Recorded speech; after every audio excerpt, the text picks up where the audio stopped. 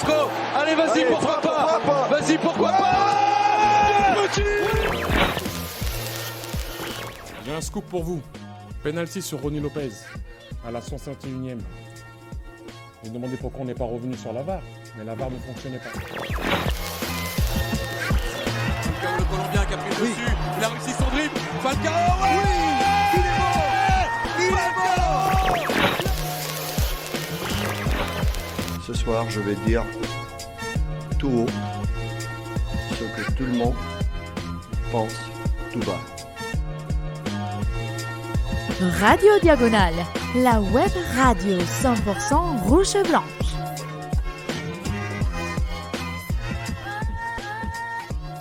Eh bien, bonjour, bonsoir à toutes et tous.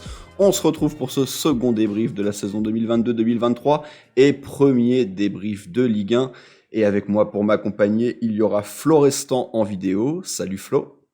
Salute. Et il y aura Damien qui, par contre, a des petits problèmes de connexion. Donc, vous aurez seulement sa photo de profil Tinder. Ça va, Damien? Non, je suis dans ma piscine, donc c'était pour éviter de vous donner trop envie. Voilà, je préfère enlever la cam, tout simplement. Trop envie d'aller dans la piscine, hein, faut pas... Oui, évidemment, oui, bien sûr. Soyons d'accord. Tout le monde n'a pas cette chance. C'est pas faux. Bah, je me contente d'un petit jacuzzi, c'est quand même pas mal non plus. D'ailleurs, j'ai hâte d'y retourner dès la fin de ce débrief parce qu'il fait une chaleur à crever dans le sud de la France. Pour faire tes lives sur Twitch. Bien sûr. Voilà. Ça marche bien, ça. Ça part bien tout ça. On digresse pas du tout. J'essaye de concurrencer Amourante, Damien. C'est pour les connaisseurs. Évidemment. Oui, pour les connaisseurs. Monaco donc se déplaçait pour la première journée à Strasbourg. Monaco s'est imposé 2-1. Des réalisations signées Diatta et Diop, alors que Diallo avait réduit l'écart. Monaco s'est fait peur, extrêmement peur en fin de match, mais ça a suffi. Et ça a tenu. Monaco s'impose. Les 3 points à Strasbourg, un très bon résultat. On va revenir évidemment un peu plus en détail sur le match. Et Florestan, on en a l'habitude. On va commencer par tes 3 points. Qu'est-ce que tu as envie de... Déjà, en prélude, on peut dire que c'était un bon petit match. Ça fait plaisir finalement de retrouver la Ligue 1, surtout quand c'est un bon match comme ça, un beau stade, etc. On va voir qu'on s'est pas emmerdé dans ce match-là. C'est pas mon premier point, c'est un prélude. Bon, mon premier point, par contre, c'est qu'on est, évidemment, je pense que tout le monde a ça en tête, passé tout proche de la catastrophe, avec un scénario un peu écrit de fil blanc, avec on mène 2-0, enfin on vous raconte le match parce qu'on imagine que vous connaissez déjà le résultat dès le début du débrief, mais 2-0, plein d'occasions pour planter davantage, 2-1 et puis un stade en furie qui ramène à 2-2. Bon, on est passé tout proche de ça. Mon deuxième point, c'est Crépin Diatta. Et ça fait plaisir. J'avais préparé le petit maillon des Lions. Et ouais, ça fait plaisir, le petit lion de Ziguinchor. Moi, bon, le Sénégal, c'est spécial pour moi. Mais ce type-là, je pense, googlez si vous l'avez pas googlé, mais a une petite histoire et il vient un peu de nulle part, ce gamin. Et puis déjà chez nous, il a déjà dû passer à travers plusieurs petits trous. Et donc ce but super fait trop plaisir. Le troisième point, j'ai vu beaucoup de joueurs à un bon niveau. Comme je le disais en off à mes deux compères, j'avais pas vraiment de flop jusqu'à la toute fin, où je me suis dit qu'on avait quand même un peut-être qui était un peu au-dessus. Et la question que je me pose, c'est est-ce que c'est notre niveau physique ou est-ce que c'est notre niveau footballistique qui a fait qu'on était tous un peu au-dessus des Strasbourgeois finalement? C'est plus une question. Damien, tes 3 points. Du coup, moi, mon premier point, c'est que c'est bien de ne pas courir après les points perdus, parce que voilà, on sait que on a fait 2 saisons qui ont débuté assez difficilement, assez moyennement. En championnat, évidemment, je parle. On sait que voilà, l'équipe avait du mal à switcher un peu entre les compétitions l'an dernier. Donc là, c'est bien en tout cas de prendre ces points, surtout dans une enceinte où récemment on a eu beaucoup de mal. On sait qu'en plus on va avoir un mois d'août assez compliqué par rapport à l'adversité qu'on va avoir, donc tous les points qui sont pris là ne seront plus à prendre. Ça c'est déjà la bonne chose, et donc c'est déjà un très très bon point d'avoir gagné ce match, même si ça a été finalement un petit peu de justesse par rapport à la fin. Mon deuxième point, c'est Diop, c'est mieux. Et oui, j'arrive avec mes gros sabots, comme Flo est arrivé avec son gros maillot. Mais voilà. On l'accepte. La transition avec des joueurs les tout droits, bon, c'est bien, mais ça va 5 minutes, quoi. Le football, c'est pas que ça. Et on voit quand on a un joueur qui est capable de jouer à l'intérieur, qui est capable de venir en relais à l'intérieur du jeu, ce que fait Diop, ça apporte une palette en plus, et ça change aussi complètement. Donc voilà, j'espère que Diop est amené à rester à l'AS Monaco, malgré toutes les rumeurs qui l'entourent. Et je suis persuadé que ce type-là pourra très vite retrouver une place de titulaire dans le 11 de départ. Alors, il y aura des choses à nuancer un peu plus tard, évidemment, sur son match, mais voilà, je suis content, surtout que j'étais assez étonné au final de le voir aligné, parce que on nous disait qu'il avait 15-20 minutes dans les jambes, pas plus, et il était immédiatement titulaire, et il a joué plus longtemps que prévu. Donc oui. Voilà. Et troisième point, maintenant c'est cap sur Eindhoven, très clairement. C'est vrai que le championnat, c'est important, évidemment, comme je le disais dans mon premier point, mais c'est vrai que l'échéance prioritaire, malheureusement, en ce mois d'août, c'est le barrage, c'est le tour préliminaire, en tout cas, du coup, d'aller en barrage. Donc, ce sera pas simple, on est un peu en ballottage défavorable avant ce déplacement. On sait qu'en plus, Eindhoven, c'est toujours une tannée pour les clubs français pour s'y imposer, sauf nous, sauf Monaco, qui a réussi à le faire 2 fois. Donc, espérons qu'on va rééditer, mais voilà. Donc, mais comme tu as dit, on vient de gagner dans un terrain. On restait sur 2 défaites, 1 nul, je crois, contre Strasbourg. Ouais. Donc, on a réussi à gagner sur un terrain pas facile. Donc, pourvu que ça dure. On a gagné qu'une fois les 5 derniers. De mon côté, les 3 points. Le premier point, c'est enfin. J'avais prévu même, j'étais parti un peu plus positif quand il y avait 2-0 et qu'on poussait. J'avais prévu, j'allais dire mon premier point, que ça serait enfin une entame de saison avec une victoire, certes, mais en plus avec une victoire propre. Une victoire où on se fait pas peur, parce qu'on se rappelle de Bordeaux, la première année de Falcao, où quand même ça se fait en toute fin de match. Une victoire face à Toulouse aussi très très compliquée, avec, je crois que c'est 3-2 au Louis II. Enfin, des rencontres souvent compliquées, et puis dernièrement des matchs nuls, voire des défaites calamiteuses face à Lyon. Là, voilà, c'est quand même une victoire à l'extérieur à Strasbourg, donc bravo. Le deuxième point, c'est très honnêtement, pas être de mauvaise foi, quand j'ai vu déjà le groupe hier, et particulièrement a fortiori la compo avant le match, j'étais pas forcément très très positif, et puis finalement bravo, parce qu'ils se sont imposés, et plutôt avec la manière. Voilà, évidemment il y a cette fin de match qui fait tâche, mais plutôt avec la manière.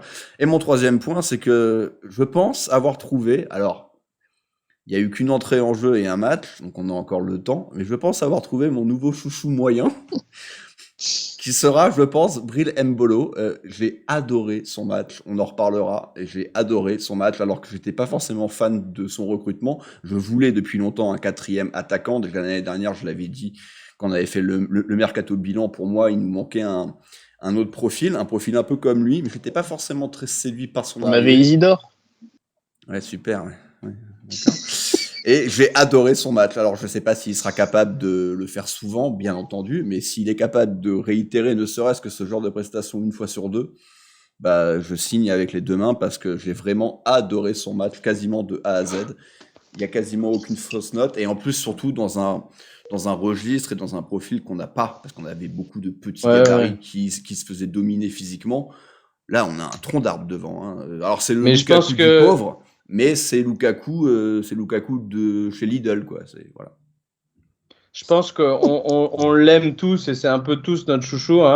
Tu vas pas monopoliser la chouchouterie, quand même. Non, mais je vous la laisse.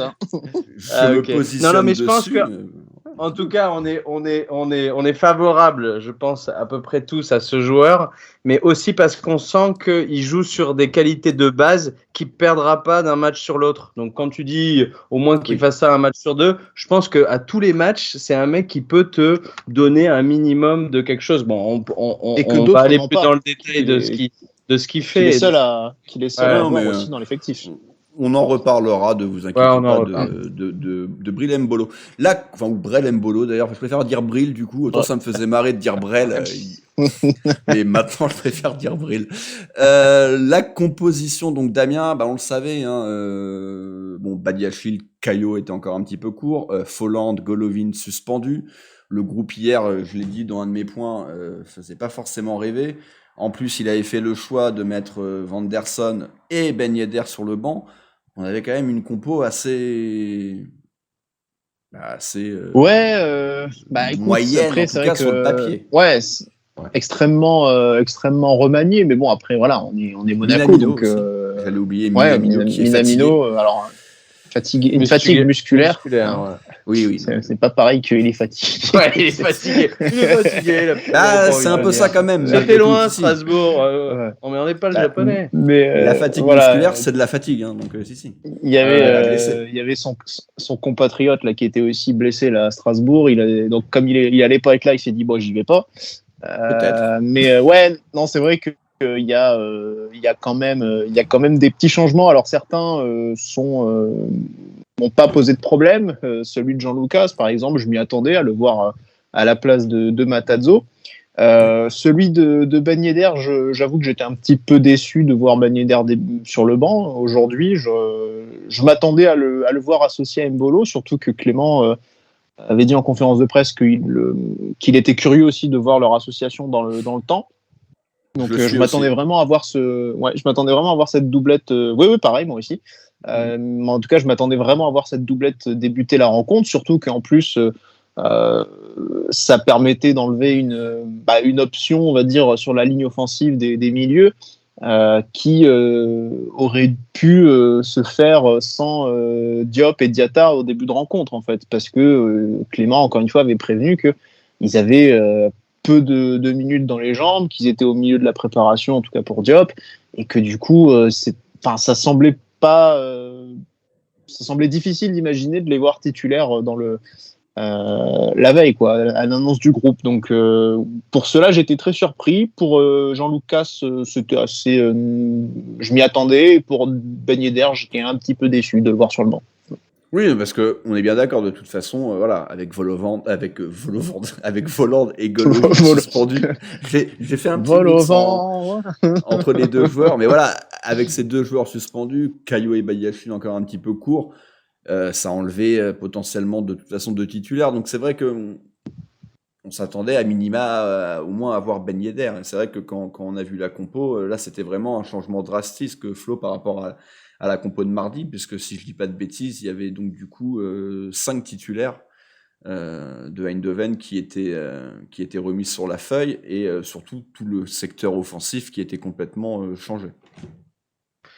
Ouais, je veux pas faire beaucoup plus long, mais juste pour dire que moi, vu le trou qu'on a en milieu central, à part pour Fofana qui garde un peu la baraque à peu près en construction, je me demande si, quand on voit un Mbolo aujourd'hui, et puis sur la prépa, même sur les entrées qu'il fait, je me demande s'il n'y a pas une réflexion sur un changement tactique de l'équipe. Alors c'est pas le moment, c'est pas à quelques jours d'Eindhoven qu'il faut peut-être tout repenser, mais en tout cas pour l'instant, tant qu'on n'a pas un deuxième milieu central qui est moindrement de l'allure, voilà, c'est à se demander s'il n'y avait pas, moi j'avais d'autres idées en tête. En tout cas, si j'avais été à la place de Clément, je vous aurais pondu une autre compo, ça c'est clair. Lucas out en tout cas, mais bon, c'est ça qu'on a eu, et comme l'a dit Damien, finalement c'était pas si surprenant qu'il démarre.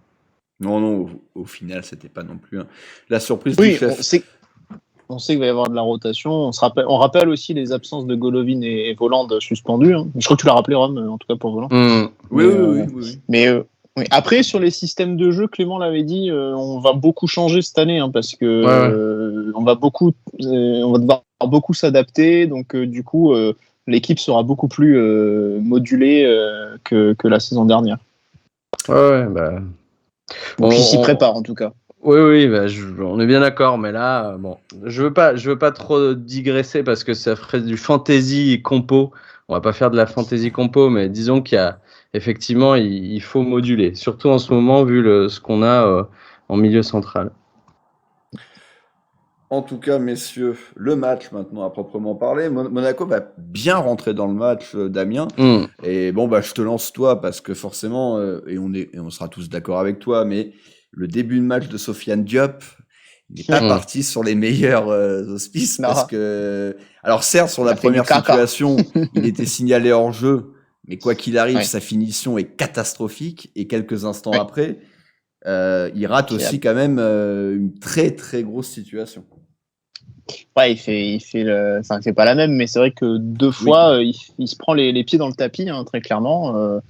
Alors la première était sans conséquence puisque donc signalé hors jeu, mais la deuxième. Mais Gelson n'est pas en jeu, pardon, sur la première. Il peut pas laisser le ballon pour Gelson qui lui est pas hors jeu sur la première. Moi j'ai pas l'impression. Mais...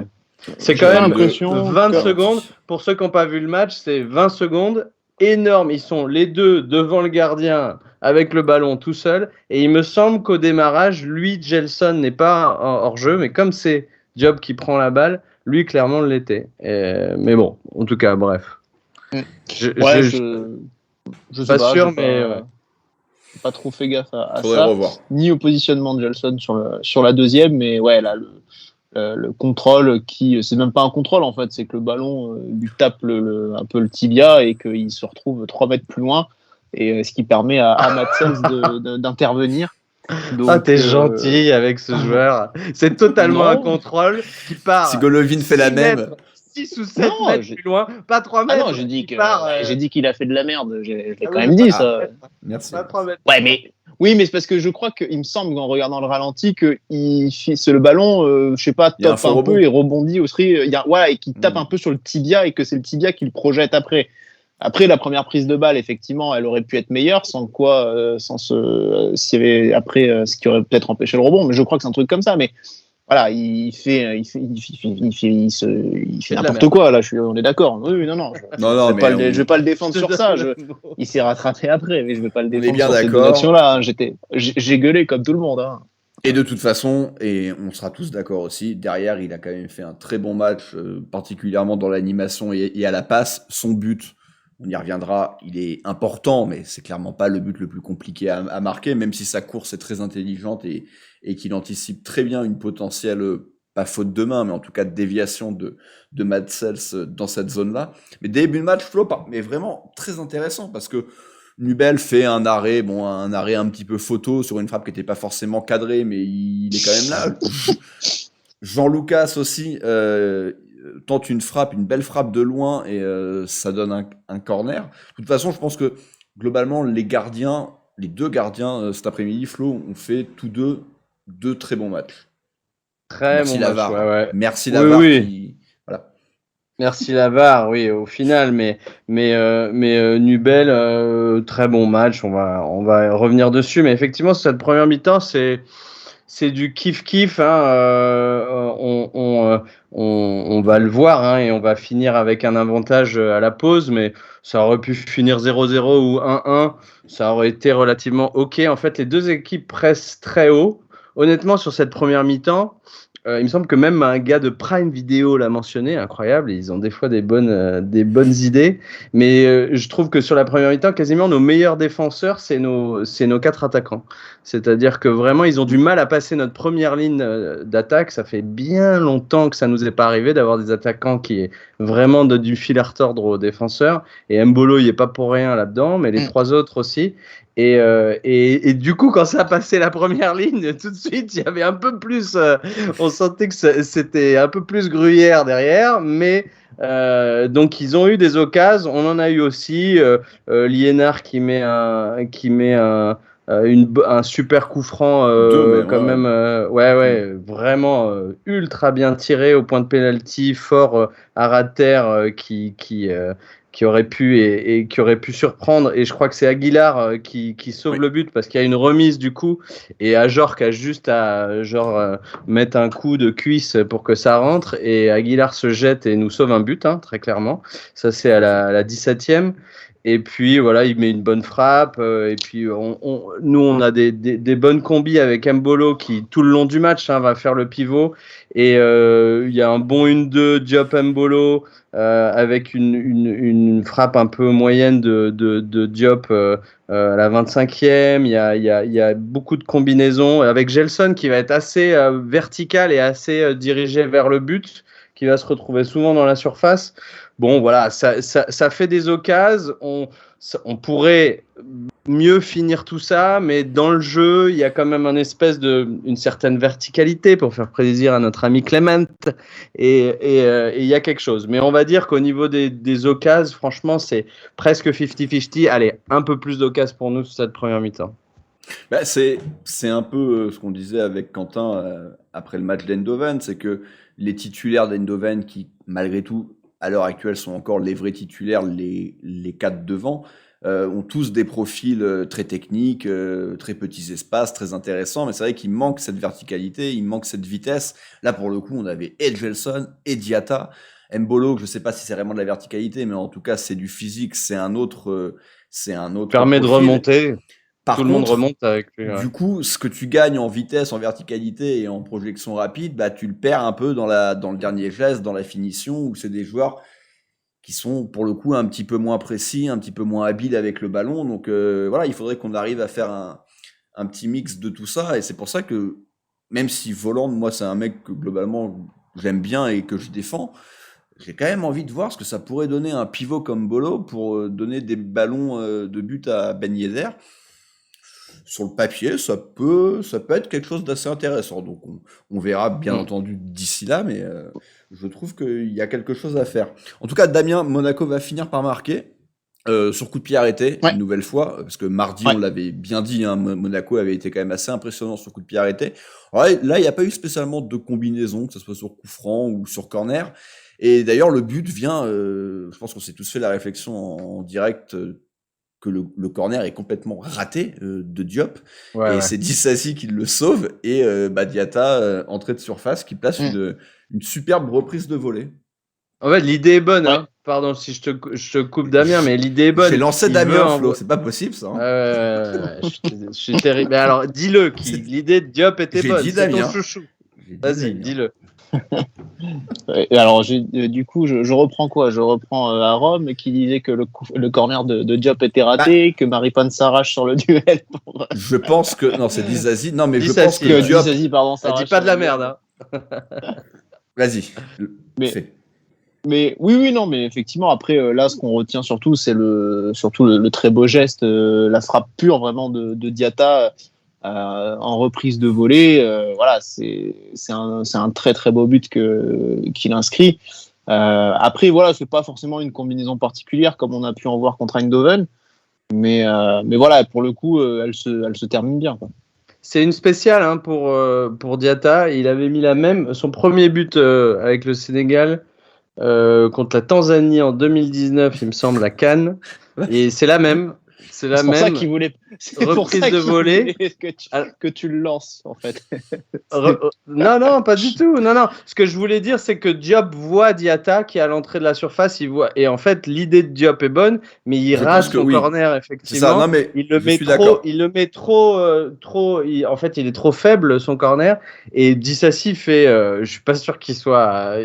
C'est ce qu'il voulait faire lui par contre, mais en tout cas, il gagne son duel. Et du coup, il prolonge le corner exactement où Diop voulait le mettre, je pense.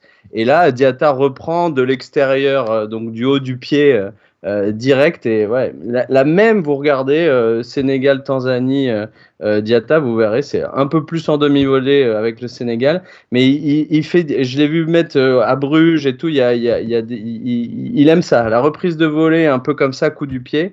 C'est pas un truc. Ce que je veux dire, c'est que pour ceux qui pensent que c'est sorti un peu du miracle et qui fait une frappe qui met jamais, non, c'est un geste technique qui connaît bien.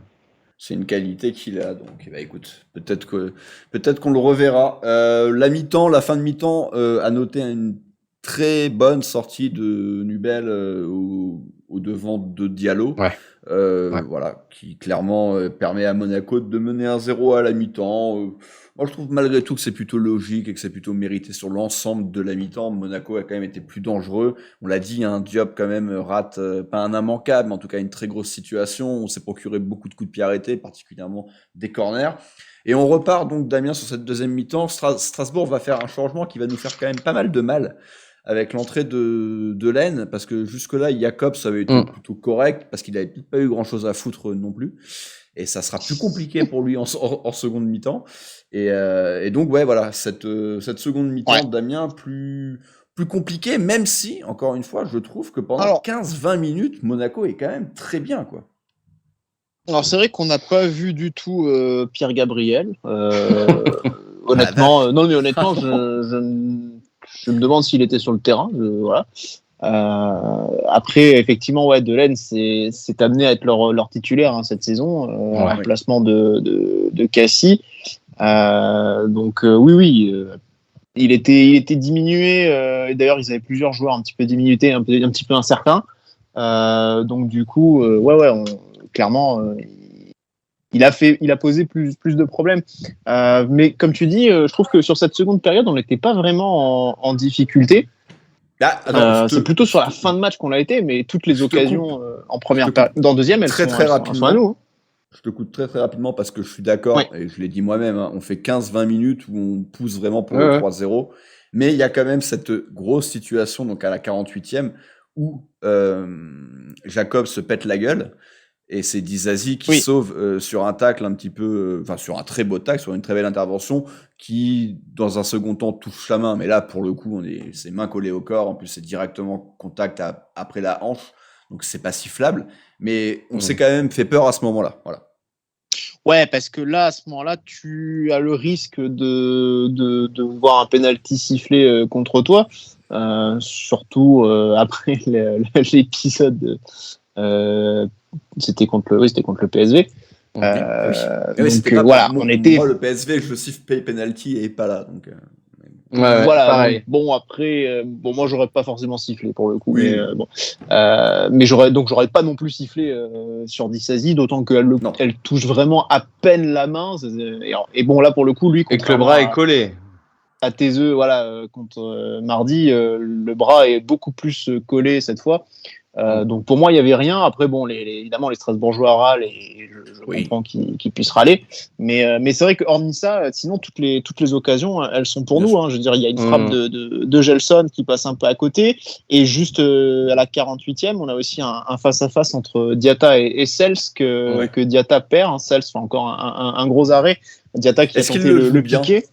Est-ce qu'il a pas... c'est une des solutions de se le tenter pour lui-même, mais il a aussi la solution Mbolo et Gelson. Sels sort vraiment rapidement. Il sort vraiment bien, quoi. Donc finalement, bon gardien, piquer rapidement, Mais effectivement, on a dans les 20 premières minutes, à part l'occasion potentiel penalty, on a 4-5 occasions et eux en ont aucune. À noter à la 50e, parce que moi je l'ai trouvé quand même, n'en déplaise à Damien, plutôt en dents de scie sur l'ensemble du match avec des hauts et des bas. Diop qui fait le pire corner que j'ai vu de toute ma vie. Ma vie. Ah non, je n'ai jamais vu ça. C'est-à-dire que le type est à la. Fait des pires, Ah non, mais ça, il faut le décrire. Donc on était à gauche du gardien. Diop qui a fait quand même on va dire, qui a fait là aussi en dents de scie, des coups de pied arrêtés ou très bons, ou moyens, ou celui-là horrible. Donc il arrive à tirer dans les pubs au lieu de tirer. Après, de l'autre côté. Celui-là, c'est vrai qu'il est catastrophique. Moi, j'ai jamais vu ça. Ça peut arriver. Ça peut arriver, mais c'est vrai qu'il est assez catastrophique. Mais par contre, Flo, tu dis ça à la 50e, et Diop, il marque à la 53e, et même si le but, dans sa finalité, n'est pas le plus dur à mettre au fond, il est à l'origine du but, et surtout, il fait une bonne course, parce que, c'est ce que je disais tout à l'heure, il anticipe, et c'est ça qui est intéressant, c'est qu'il anticipe la potentialité que Sels ne puisse que renvoyer le ballon à cet endroit-là. Mais franchement, alors l'idée de Diop est bonne. la remise vers Gelson, en fait, elle est plutôt pas très bonne. Il lui remet un peu sur le côté, un peu derrière. Et moi, je trouve que sur ce but, c'est Gelson qui a qui a l'intelligence. Oh putain, je croyais jamais j'allais dire ça dans la même phrase. Qui a l'intelligence de tout de suite se retourner et de mettre fort devant le but. Et parce que justement, il peut la prendre que comme ça pour vraiment faire mal. Parce qu'elle lui arrive pas très bien, parce que Diop la remet pas très bien, et du coup effectivement Diop a cette aussi intelligence de suivre jusqu'au gardien pour que quand le gardien lui remet gentiment la balle dans les pieds, il puisse la pousser au fond. Mais quand même Gelson sur cette action, il a une grosse part dans le 1-2 quoi. Oui, non, mais moi j'aime surtout beaucoup son contrôle, son emmené de ballon qui lui permet d'éliminer un peu son défenseur. Après, est-ce que c'est une frappe, est-ce que c'est un centre, on n'en sait rien. Quoi qu'il arrive, il met le ballon dans la bonne zone. Et c'est clairement un centre pour moi. Et Diop a très bien suivi. Oui, si c'est une frappe, elle n'est pas terrible. Oui. C'est pas faux. Mais, et donc voilà, donc à ce moment-là, Monaco mène 2-0, Damien. Et ce qui est quand même bien, malgré tout, c'est que pendant encore un petit quart d'heure, Monaco va encore pousser. On ne va pas s'arrêter de jouer comme on l'a trop vu souvent. On va avoir plusieurs bonnes situations, particulièrement, Damien, cette occasion pour Jean-Lucas, lancé parfaitement bien par Mbolo, encore une fois en pivot. Mais là, même presque en position de 10, quoi. Ouais, et puis là, pour le coup, je n'ai pas envie de tomber sur Jean-Lucas, Damien, parce que Cels... Pour moi, il est vraiment en point de fixation, quoi. Ouais, c'est vraiment son rôle, quoi. Et Jean-Lucas se retrouve presque ailier, mais je trouve qu'il fait plutôt le bon geste. C'est juste que Cels c'est un très bon gardien, on le sait, et puis après il a la réussite aussi parce qu'elle vient quand même sur son poteau, quoi. Oui, après est-ce que le choix de viser entre les jambes c'était le meilleur, je n'en sais rien, mais oui, là Cels fait l'arrêt qu'il faut, enfin juste ce qu'il faut pour détourner le ballon sur le poteau. Et c'est vraiment, entre guillemets, pas de chance, mais non, l'action, elle est belle, et franchement, il n'y a rien à. On peut pas. Enfin, ce serait sévère, je pense, de tomber sur Jean-Lucas sur ce genre d'action-là, par exemple. Non. C'est presque ce qu'il a fait de mieux sur tout le match. On y reviendra. Il y en a un autre qui va lui tomber dessus sur le reste. Mais mais en tout cas, jusqu'au but strasbourgeois qui vient, j'ai envie de dire, presque un peu de nulle part, parce que. Il vient d'une situation un peu isolée. On peut en parler, voilà, oui, mais qui vient pas surtout d'une phase, d'une petite période de domination. Oui, non, ce que je veux dire, c'est qu'il n'est pas c'est pas la conséquence d'une reprise en main du match par Strasbourg jusqu'à 3 minutes avant. C'est Monaco qui a vraiment les actions. Tu vois, juste avant ce but, Gelson a une frappe de balle qui est captée par Cels juste avant ça. Donc c'est vrai que voilà, ce but, il vient presque un peu de nulle part. Et là, on a un petit manque d'agressivité de la part de Jacob sur le centreur qui. Pas que de. Enfin, moi, je te dis, moi, dès que j'ai vu la remontée de balle, j'ai fait oulala, j'aime pas ça, on est très bas. En fait, tous, on presse pas beaucoup, tous. Fofana presse lentement au milieu de terrain. On lâche le pressing. En fait, il y a. Et puis on est bas, et on recule, et en fait, on subit, et on se dit que. Après, évidemment, dans 90% des cas, ce genre de centre n'aboutit pas, mais sauf que là, ça fait ficelle, quoi. Et par contre, là où je suis complètement d'accord, c'est qu'il sort de nulle part, ce but. Totalement. Il récompense absolument pas une domination strasbourgeoise du moment, quoi. Il correspond pas à une logique d'une image d'un match. Et alors encore plus, imagine, on parlera dans le temps additionnel, mais du deuxième but, quoi, t'imagines? Pareil, hein. Ouais, mais celui-là, effectivement, on lâche le pressing, il y a une espèce de faux rythme où nous, on est sur plein d'occasions, on vient de marquer un but, puis on a 2-3 occasions après, et puis on est limite un peu, on se croit un peu déjà arrivé. Alors, et effectivement, c'est un centre qui est entre le centre lobé et, on va dire semi-lobé. Et puis, pourquoi ça tombe sur Aguilar de devoir se taper le duel avec Diallo, c'est un peu la question. Est-ce que c'est au latéral droit de prendre Diallo sur une occasion comme ça où c'est pas une contre-attaque réellement? tout le monde est placé, on devrait nous être placés, donc Diallo il doit être pris par, là je pense Dissassi pour le coup, et on ne sait pas pourquoi, c'est Aguilar qui est sur Diallo, et donc évidemment Diallo, mais il fait, il lui monte 3 étages au-dessus de sa tête, et puis voilà, c'est fini. Oui, non, très clairement, il n'y a pas les mêmes qualités athlétiques, donc là, pareil, tu peux pas vraiment en vouloir à Ruben Aguilar. On se fait peur, hein, les 2-3 minutes qui suivent, Disasi pour le coup, sauve bien le coup, c'est pareil, sur une situation un petit peu cafouilleuse, un petit peu chaotique. Et puis derrière, au final, le match va plutôt s'équilibrer, Damien, en tout cas jusqu'à la 90e. On va avoir une énorme situation à la 85, où Akliouche détourne de la touffe, certains diront. Ouais. Mais et Madsels qui alors Madsels prend 2 buts cet après-midi, mais Madsels fait quand même un énorme match malgré tout. Tu peux prendre 2 buts et être très bon, quoi. Oui, et clairement, il aurait pu, Strasbourg aurait pu en prendre 3 ou 4 aujourd'hui, hein, donc non, c'est clair qu'il les a gardés dans le match un long moment. Finalement ça n'a pas suffi. Après Diatta, tu en parlais, Flo, c'est lui qui fait un bon petit centre un peu lobé aussi justement. Alors Akliouche la touche, mais plus des cheveux. J'ai pas l'impression qu'il ait une vraie incidence sur la trajectoire du ballon quand il la touche. Ça la réaccélère un peu. Je suis pas super convaincu. Peut-être ça. Et Mbolo est à 2 doigts, donc Sels le détourne juste ce qu'il faut, parce que Mbolo est quand même à 2 doigts de le reprendre et de le mettre dedans, mais par chance pour Sels qui en fait la détourne quand même très bien, parce qu'il la détourne vraiment ouvert pour la mettre en corner, elle sort avant que Mbolo arrive pour la choper, quoi. Et puis on n'a pas parlé des remplaçants. Vas-y. On a Akliouche, donc tu en as parlé, mais qui rentre pour Diop à la 67e, et Vanderson donc qui rentre pour Gelson à la 72e. Et puis les deux. Vas-y, hein, si t'es chaud sur lui. Non, mais j'en parlerai un petit peu après, en fait. Je viens de me rappeler, en fait, que j'avais peut-être quelqu'un, en fait. Et donc, tu parlais de chance, Flo.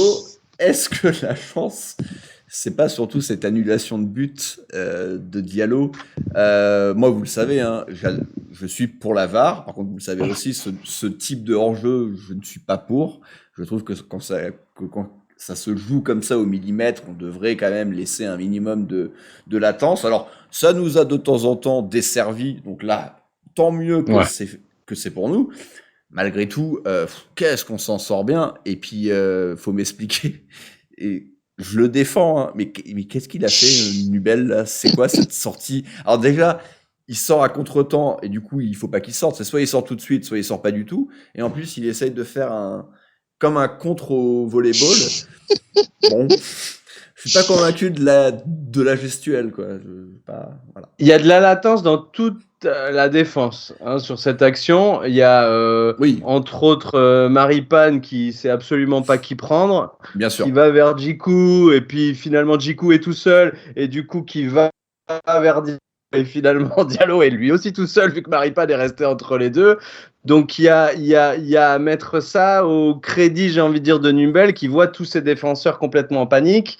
Il se demande si Maripane va pouvoir jouer le duel. Donc peut-être il se retient, et finalement Maripane n'est pas du tout là. Donc il y a tout ça. Moi j'ai envie de retenir le foot.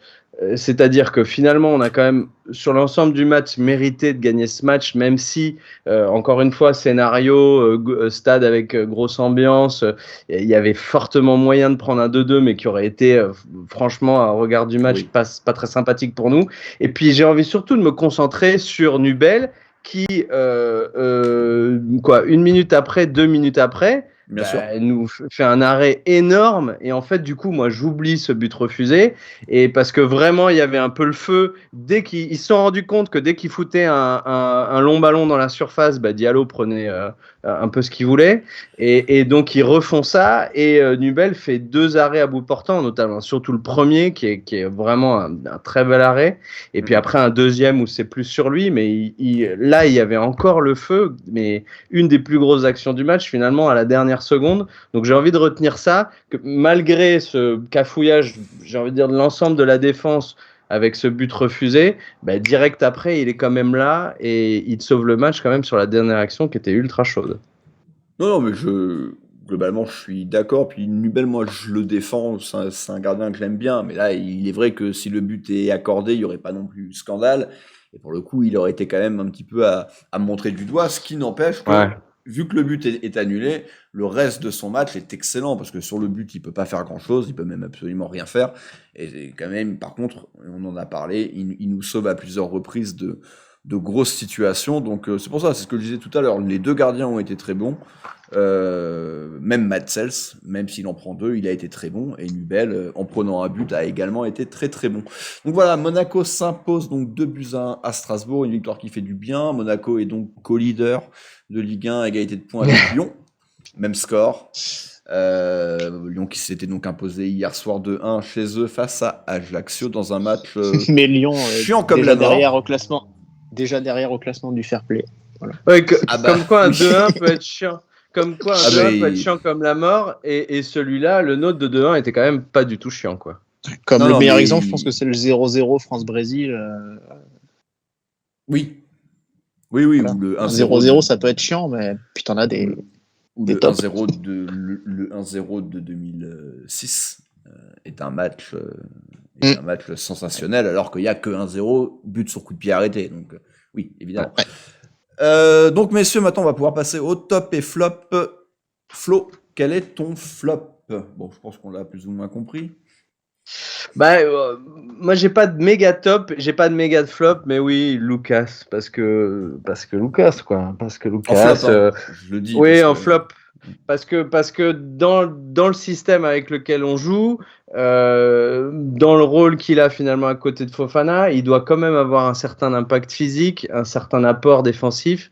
Et c'est Walou, quoi. Là-dessus, c'est vraiment de la brindille séchée en mode safari qui pète à la moindre truc. Il a pas d'apport physique, il a pas une science de la défense. Et puis offensivement, honnêtement, à part 2-3 fois où on a eu des contres où il se fait retrouver à être le type qui faisait la course, comme sur son action où Sels la met sur le poteau. En fait, dans la construction, il apporte rien. Il apporte pas, il fait des passes latérales, il machin. On pourrait se dire Fofana, qui est très défensif, qui lui balle au pied, franchement, il faut qu'il arrête. Mais qui défensivement, lui, fait le taf. On pourrait se dire, on en met un qui fait un peu plus et on pourrait croire que ça serait le profil de Lucas, mais non, moi ça m'énerve parce que évidemment on pense tous au mercato et au fait que on s'en fout, le fait que Tchouaméni soit parti ou pas parti. Quand tu regardes ton effectif, t'as un trou béant au cœur du jeu, c'est pas croyable. Il nous en faudrait au moins un, peut-être deux des joueurs dans cette zone-là. Ouais. Je suis d'accord. Damien, ton flop? Ouais, j'ai eu un petit peu de mal à me décider. Du coup, j'étais un peu resté sur Aguilar, que j'ai trouvé un peu en difficulté quand même face aux montées aussi de Liénard. Alors bon, il est battu au duel par Diallo sur le but. Maintenant, c'est vrai que l'autre il arrive aussi lancé, hein, donc c'était peut-être pas forcément simple pour intervenir. Mais même offensivement, je l'ai pas trouvé capable de combiner efficacement avec ses compères de devant. Alors ça tournait pas mal, hein, il y avait des inversions entre joueurs, mais ouais, non, même offensivement, je l'ai pas trouvé vraiment présent. Voilà. Je suis un peu mitigé sur son match. C'est un match très discret, on va dire, d'Aguilar, j'ai trouvé. Si je peux. Aguilar a fait du Aguilar, hein, Damien. Voilà. Aguilar a fait déjà mieux que du Aguilar. Moi, je te trouve méga dur, quoi. Je te trouve ultra dur. Oui. Moi, Après, sur Jean-Lucas, sur Fofana, on pourra aussi en rediscuter. Hein. Non, mais Fofana, j'ai pas dit qu'il était mauvais, Fofana. J'ai juste dit qu'il fallait qu'il arrête de croire. Voilà, mais justement, sur ça, on pourra en rediscuter, justement, sur cet aspect-là, je trouve. Mais voilà, pour moi, Aguilar, il fait à part le but, où honnêtement, qu'est-ce qu'il peut faire contre Diallo, il fait un très bon match. Défensivement. Alors, il n'a pas un super apport offensif, c'est vrai, mais après, quand tu as devant Gelson, que tu as 4 attaquants, est-ce que tu as besoin d'avoir des latéraux qui sont au taquet Niveau offensif, pas sûr. Et défensivement, il a fait le taf. Liénard, on l'a vu parce qu'il anticipait. La plupart du temps, il centrait avant d'arriver dans la zone finalement d'Aguilar. Moi, je trouve difficile. Moi, c'est dans les joueurs que j'ai trouvé justement un gros groupe de joueurs qui ont été plutôt entre bons et très bons, mais bon plus, on va dire. Ouais, mais je suis plutôt d'accord. Moi, j'avais pas de flop, et puis finalement, tu m'y as fait penser. En fait, si, c'est l'entrée de Vanderson, en fait, mon flop. Et je commence, alors pour l'instant, j'ai pas envie d'y penser, mais je commence à avoir peur, en fait. Qu'il n'est pas parti sur des chapeaux de roue, parce que déjà, sa fin de saison avait été moyenne. Alors, on avait dit, parce que, oui, c'est vrai qu'il avait enchaîné, je sais plus combien de mois consécutifs sans s'arrêter. Là, contre Eindhoven, ça n'a pas été terrible. Là, son entrée est très mauvaise, parce qu'il y a les 2 fautes quand même en fin de match, parce que c'est lui quand même qui fout la merde. C'est sa faute d'entrée de surface complètement débile sur Gamero, et encore plus débile à peu près 30 secondes après, qui amène l'égalisation au final refusée. Malgré tout, c'est lui qui fait la faute. Il est superbement bien décalé par Crépin Diatta, s'il ne dit pas de conneries, et il nous sort une frappe, mais lamentable, qui est même pas cadrée, alors qu'il est absolument tout le temps. Voilà, va vite falloir qu'on revoie le Vanderson qu'on avait vu l'année dernière. Contre Eindhoven, il avait l'excuse qu'il soit latéral et que, a priori, c'est pas le poste où on préfère le voir. Là, il est rentré plus haut, ça n'a pas été bon. Il y a encore du temps, on a adoré son recrutement l'année dernière. La fin de saison était pas bonne, le tout début de saison est pas bon. Va falloir vite que ça aille beaucoup mieux pour Vanderson.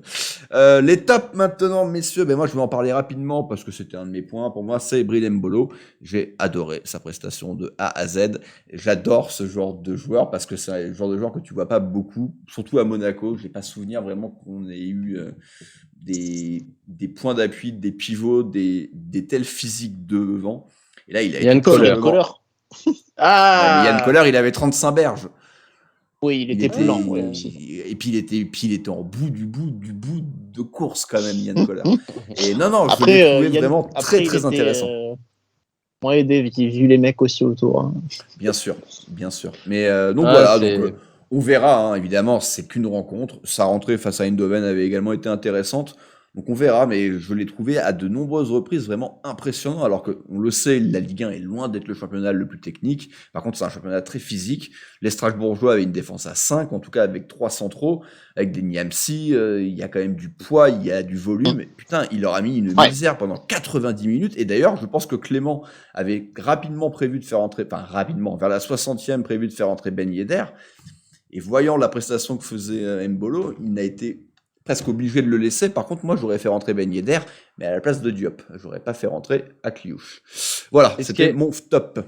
On peut en parler un peu d'Embolo, du coup ? Oui, si tu veux. Oui. En tout cas, moi, ce qui est pour revenir au dialogue. Ça va durer 1h30. Il veut en faire son chouchou au Monopole. Mais non, c'est pas ça. Mais c'est que l'émission, on est déjà à 48 minutes, donc tranquille. Je fais vite. En tout cas, ce qui est cool, c'est qu'il est effectivement pivot, les décalages, etc. Mais il est, en plus d'être physique, technique. Il a une vraie technique. Il a une vraie intelligence de jeu. Quand j'ai dit il était en position de 10, c'est parce qu'il est quasiment dans le rond central quand il envoie, je sais plus, Lucas ou quoi, il fait une passe de 10 en fait. C'est pas une passe de pivot 9 devant où tu fais une passe de 2-3 mètres. Là, c'est une passe de 15-20 mètres.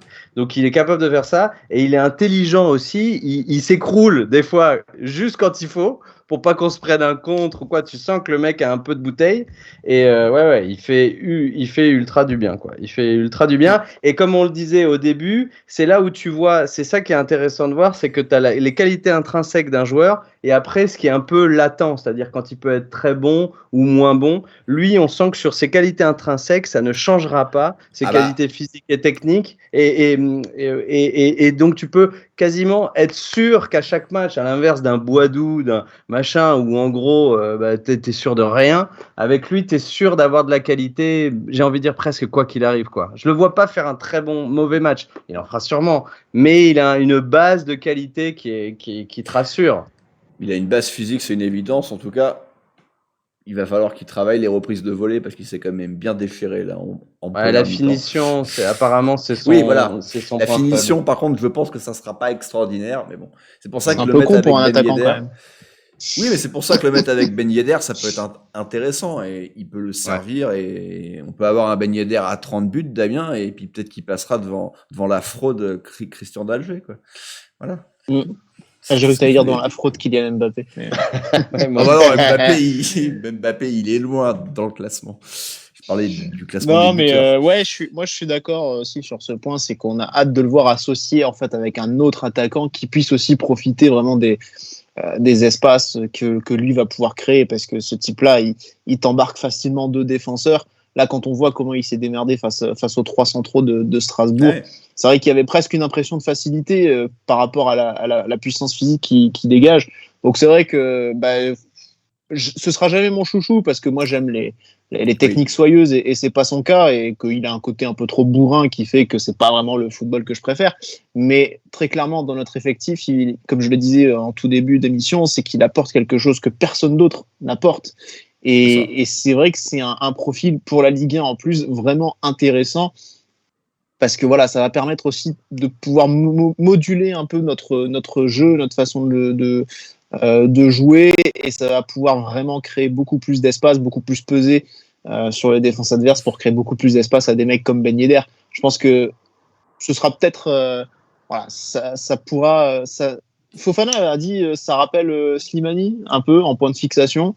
Écoute, si statistiquement il y a Slimani au moins avec des un peu arts- de plus, hein. il y a le même résultat, et en moins à la fin de désarticulé saison. quand même. S'il y a le même résultat en tout cas au point de vue stat à la fin de saison pour Ben Yedder ou même pour les deux, écoute, avec plaisir. Hein. Ouais, je pense qu'il a moins de ballons Oui. que Slimani, qui quand même était capable par moment d'avoir du ballon. Par contre, physiquement, je disais, Oui, quand tout même. à l'heure, j'ai dit c'est le Lukaku de Lidl, parce que Lukaku est quand même un joueur d'un autre standing, quoique les supporters de Chelsea ne seront certainement pas d'accord avec moi, parce que je pense que pour eux, c'est un de leurs pires attaquants de leur histoire. Mais ceux de l'Inter, par contre, seront d'accord. C'est un top attaquant quand même, Lukaku. Et voilà, si on peut ne serait-ce qu'avoir un demi-Lukaku, ça sera déjà pas mal. Lukaku, c'est la seule réussite de Thierry Henry en tant que coach, on est d'accord.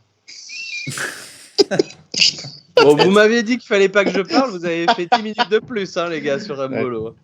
Bah ouais, mais écoute, c'était... Pardon, j'enchaîne avec Diop, alors voilà. Hop. Voilà, du coup, rapidement, les gars, on en est à 50. Rapidement, Diop, Diop. Écoute, j'en ai un petit peu parlé dans mon premier point. Moi, je l'ai mis en top ce soir. Alors, il se déchire complètement les 2 premières occasions qu'il a.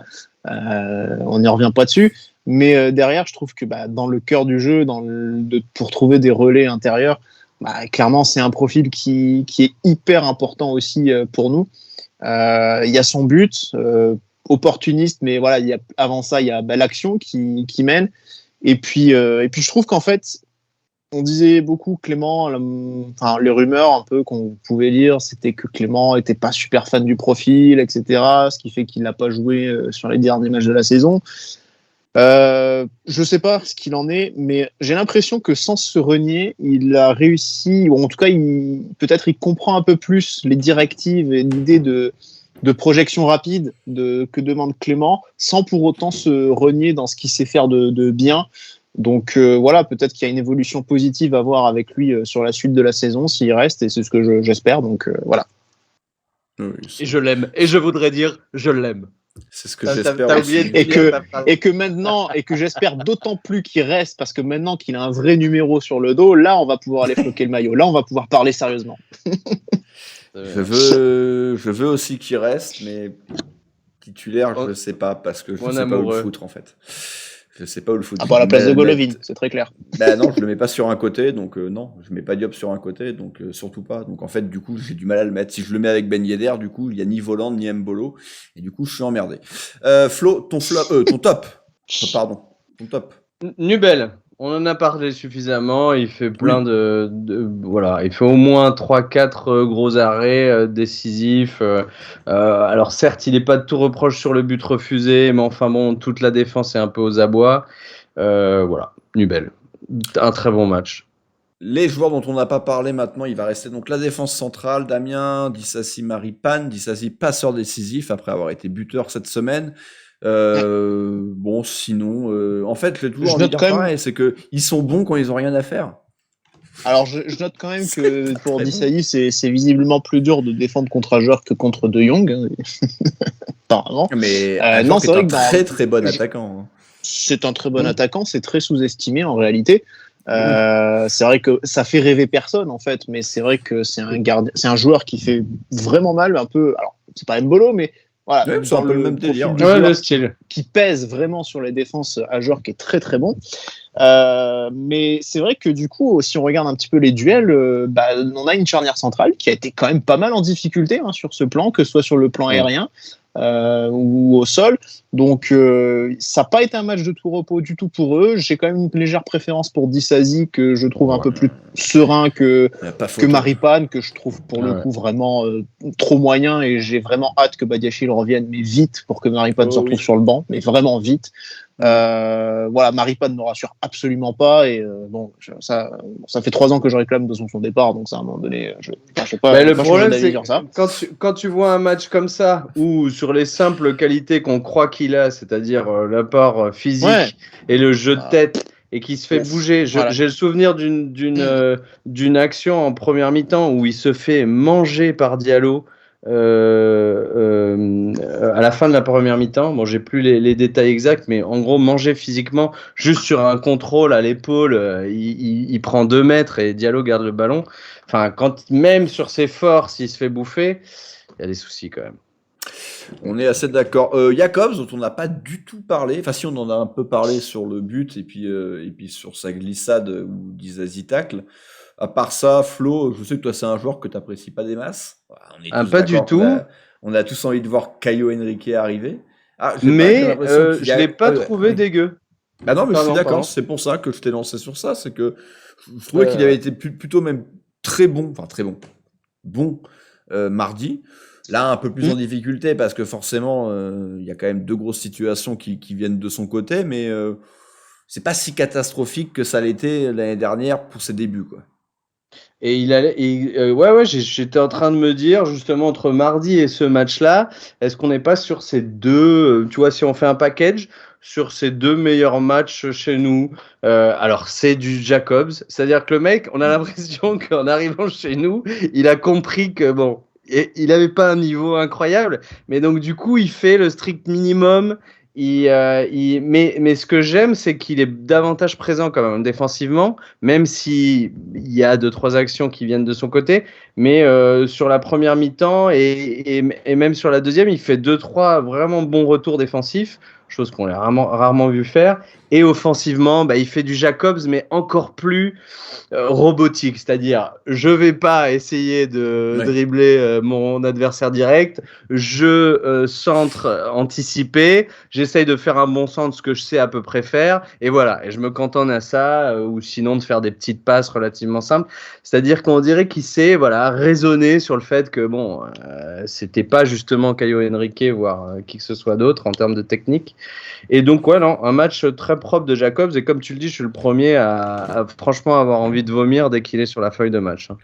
Je vais parler de Fofana. Fofana que j'aime beaucoup. Fofana qui avait été très bon mardi à Eindhoven et qui encore une fois était bon cet après-midi, cette fin d'après-midi. Il fait plutôt son match. Il y a toujours évidemment quelques pertes de balles, mais il est également un des postes qui touche le plus de ballons.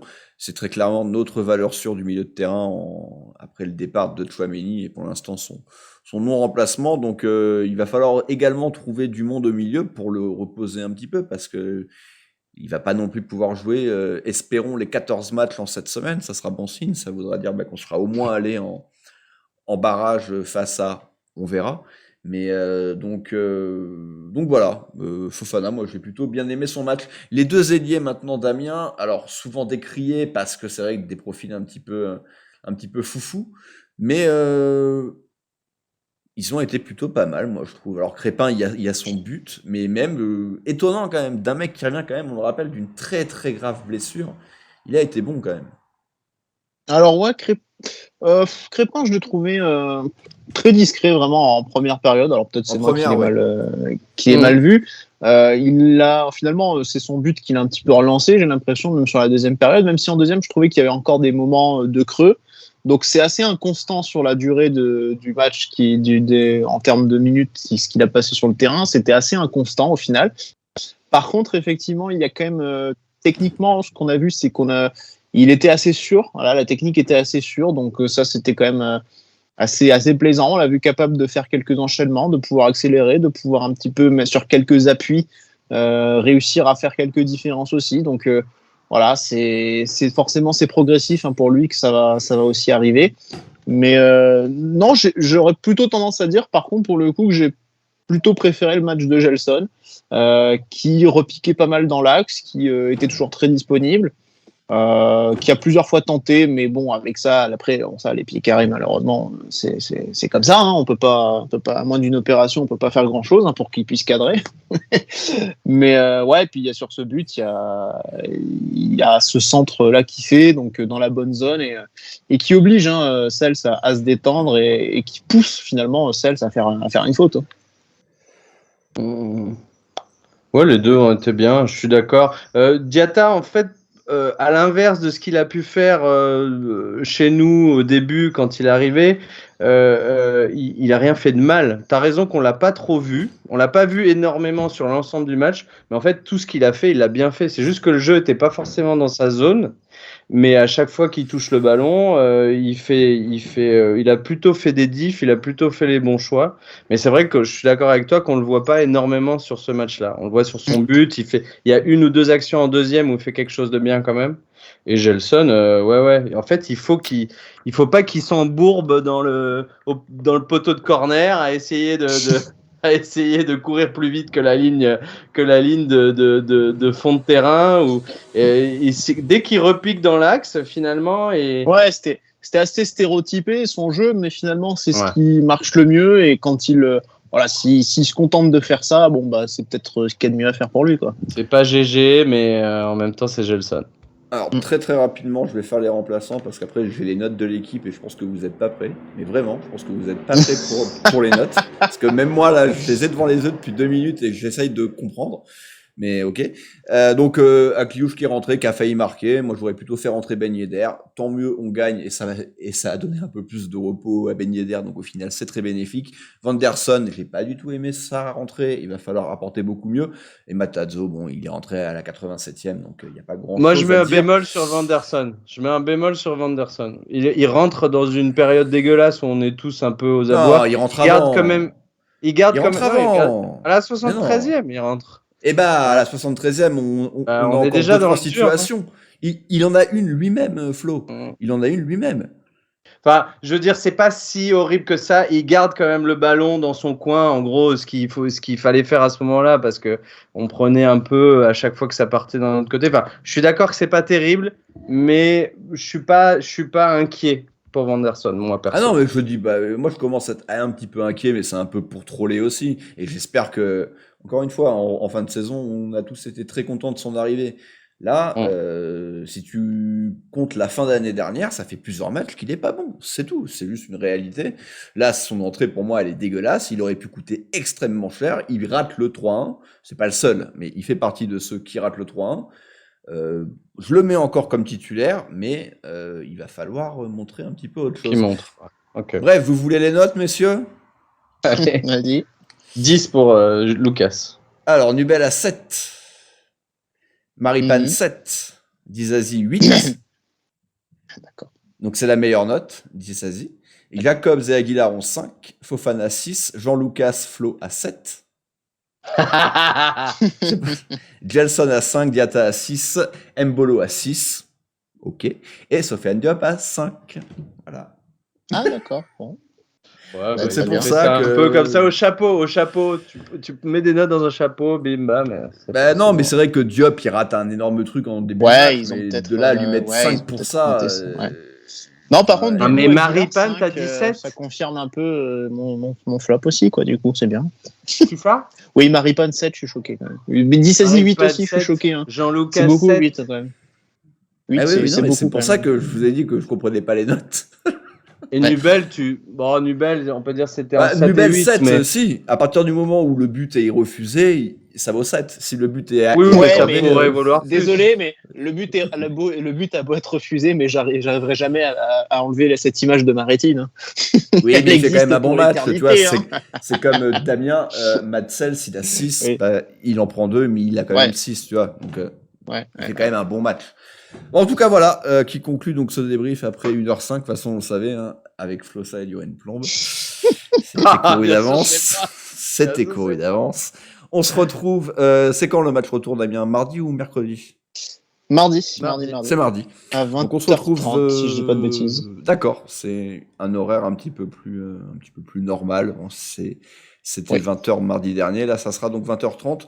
Donc on se retrouvera pour un débrief, on espère tous, hein, de la qualification de Monaco en barrage. On l'espère également le retour à minima de Caio. Badiachil, ça peut sembler encore un petit peu compliqué, même si on ne sait pas forcément exactement ce qu'il a, mais Caio, lui, on sait que c'est le Covid, donc on peut espérer quand même qu'il soit plus malade et donc qu'il Ça fait puisse un bout de temps, là. et qu'il puisse tenir. Ça fera une semaine du coup, donc on peut espérer qu'il pourra tenir son rang. Voilà, merci Damien, merci Flo de m'avoir accompagné. Prochain rendez-vous, ça sera donc mardi 23h. D'ici là, portez-vous bien et dagemounez-vous. Et bisous.